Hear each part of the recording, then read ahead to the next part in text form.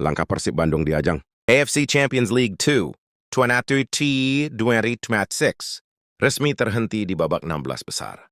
Maung Bandung harus mengakui keunggulan wakil Thailand, Ratchaburi FC, lewat kekalahan agregat yang bikin dada terasa sesak. Tapi percaya deh, cerita ini jauh lebih panas daripada sekadar angka di papan skor. Di leg kedua yang digelar di Stadion Gelora Bandung Lautan Api, Kota Bandung atmosfernya benar-benar menggila.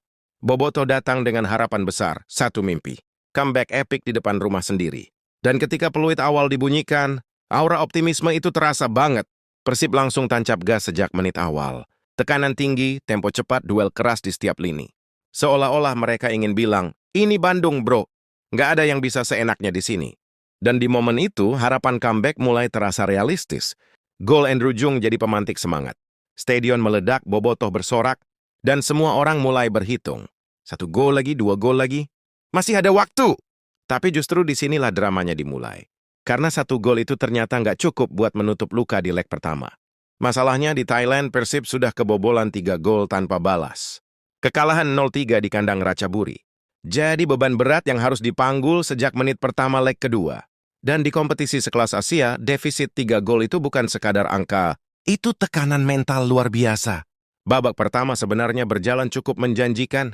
Persib tampil agresif, disiplin, dan penuh determinasi. Bahkan sempat ada gol yang bikin stadion bergetar, tapi sayang dianulir. Di titik itu, rasa frustrasi mulai muncul, karena peluang emas terasa seperti direnggut begitu saja. Lalu datang momen yang benar-benar mengubah arah pertandingan. William Barros menerima kartu merah di injury time babak pertama. Main dengan 10 pemain di laga hidup mati. Itu jelas pukulan telak. Masuk babak kedua, Persib tetap berjuang mati-matian. Tapi bermain dengan 10 orang di level Asia itu rasanya seperti naik gunung sambil bawa beban tambahan. Energi terkuras, ruang makin sempit, dan lawan makin nyaman mengontrol situasi. Pelatih Persib, Bojan Hodak, tetap berdiri tegak setelah laga. Ia menilai timnya sudah tampil cukup baik, terutama sebelum kartu merah itu keluar, dan dia yakin kalau tetap 11 lawan 11, ceritanya bisa berbeda total. Saya percaya jika kami bermain dengan 11 pemain, kami bisa lolos, tegas Bojan. Kalimat itu bukan sekadar pembelaan, tapi juga cerminan betapa tipisnya garis antara kegagalan dan kejayaan di level kontinental. Namun bukan cuma soal kartu merah, Bojan juga menyoroti kepemimpinan wasit asal Arab Saudi, Majed Mohammed Al-Shamrani. Meski tak bicara detail, nada bicaranya jelas menyiratkan ada keputusan-keputusan yang bikin alis terangkat. Ada banyak hal yang ingin saya sampaikan, katanya. Dan ketika seorang pelatih memilih menahan diri di momen seperti itu, biasanya justru ada banyak cerita di balik layar. Manajemen Persib pun disebut akan menyampaikan keberatan resmi. Tapi Bojan sadar, sekeras apapun protes diajukan, hasil akhir tetap tak berubah. Persib harus angkat kaki dari kompetisi Asia musim ini. Dan itu kenyataan pahit yang harus diterima. Menariknya, Bojan justru menilai akar masalah ada di leg pertama. Di laga tandang itulah Persib tampil di bawah standar. Bukan soal wasit, bukan soal kartu merah.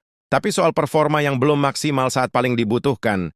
Di laga itu, kami tidak berada di level yang seharusnya, ucapnya jujur. Dan kejujuran itu penting, karena tim besar bukan yang tak pernah kalah, tapi yang berani mengakui kekurangan. Meski tersingkir, ada progres yang nggak bisa dipandang sebelah mata.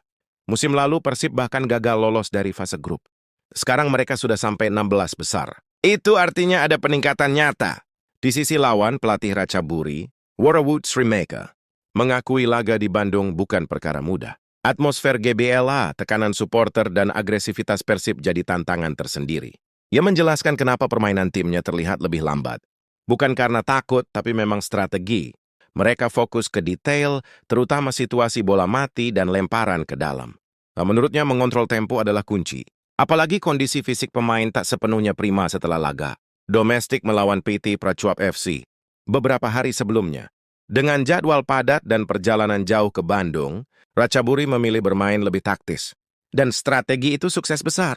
Mereka mungkin kalah 0-1 di leg kedua, tapi agregat tetap berpihak pada mereka. Sementara itu, ada satu hal yang tetap bikin bangga. Rekor kandang Persib masih solid. Sejak Agustus 2025, Persib belum terkalahkan di GBLA. Itu bukan statistik biasa, itu bukti mental baja di rumah sendiri. Dari 15 laga kandang terakhir, banyak tim kuat tumbang.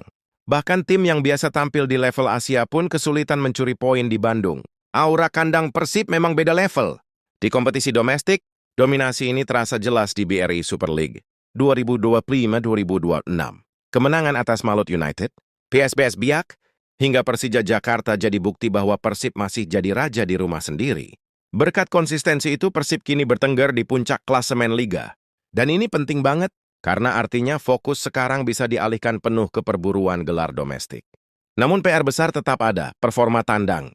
Kekalahan 0-3 di Thailand menunjukkan bahwa Persib masih perlu belajar menghadapi tekanan di luar kandang, terutama di level Asia.